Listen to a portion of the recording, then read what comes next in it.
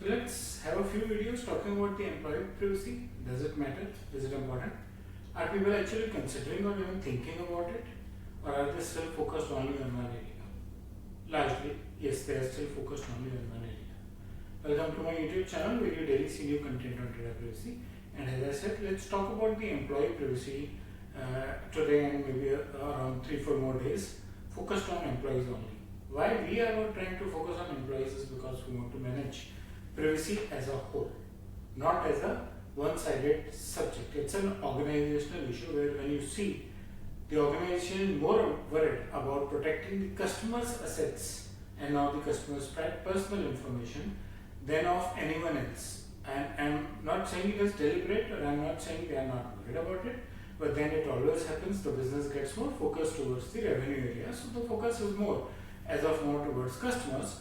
Let's see why it is there and why we should get back to the employees also. There is no priority for the employee safety right now because that looks as a part of your organization, as a core of the organization.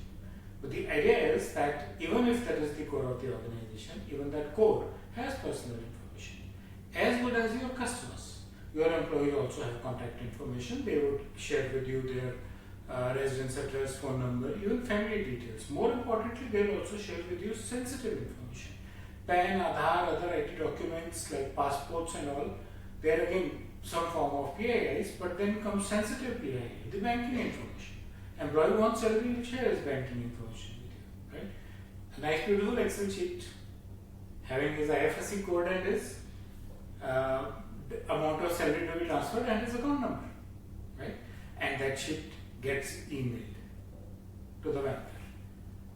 Why I am focusing on this is because what if the email goes to a wrong address?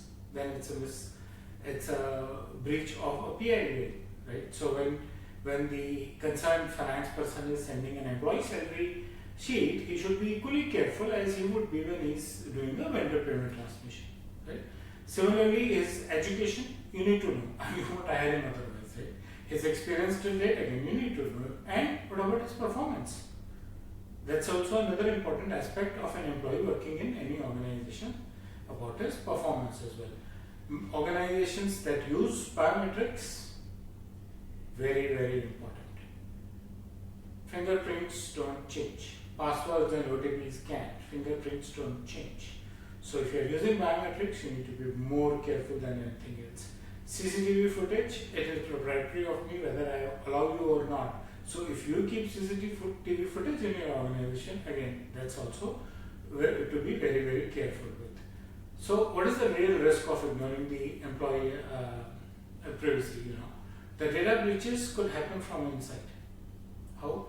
It could be HR, it could be manager who is discussing your performance with anyone, maybe sharing documents, appraisal value. The payroll system, people can share the tax structures, the actual transferable salary. Can it harm you? Yes. You don't want these information to be available in public. You want to better negotiate with future employer. Maybe for any personal reasons you would like to keep them hidden. So it's your choice, right? So in a way, when your colleagues know about it, they can misuse it. I know a lot of people who don't even like sharing their personal things like their birthdays and their anniversaries and their children detail. So as an organization, you need to be careful that it is not something like, because we are all part of the same team, so one person's complete information can be in automatic access to anyone in the organization. That can damage trust between employees because once anyone would know that his information is around, he may not feel good about it. Ideally, he should not feel good about it. Unethical business practice, you are letting someone's personal information be out. And of course, on top of all this, it's a regulatory issue also. Right. So, what does DPDP Act talk about when they talk about this? They say employees are and should be considered as data principals. Their data is as important as any other principle. All the data principal privacy user rights are applicable for each employee also. Processing needs to be done on a very, very lawful basis and consent needs to be obtained for every processing. Even the concept of granular consent is also applicable for employees. So when you are hiring someone and you think there are a series of activities that you may end up doing with their PII, you need to get a consent, right? We may send, may is not the right language, we will send post to your residential address. Are you okay with this?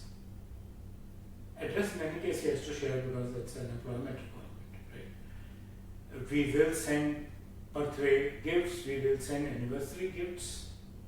So you need to take consents that your personal address, employee's personal address would be used for XYZ purpose. So this is a very, very small example of the overall thing. Yes, we can sit down and get into details of how employee data privacy can be maintained. And we'll talk about a lot of these things in the next few videos. For the time being, this is just a curtain raiser of employee privacy. I hope you like the content of the video. Please press the bell and the like icon, subscribe to the channel, and share your feedback in the comment section. Thank you.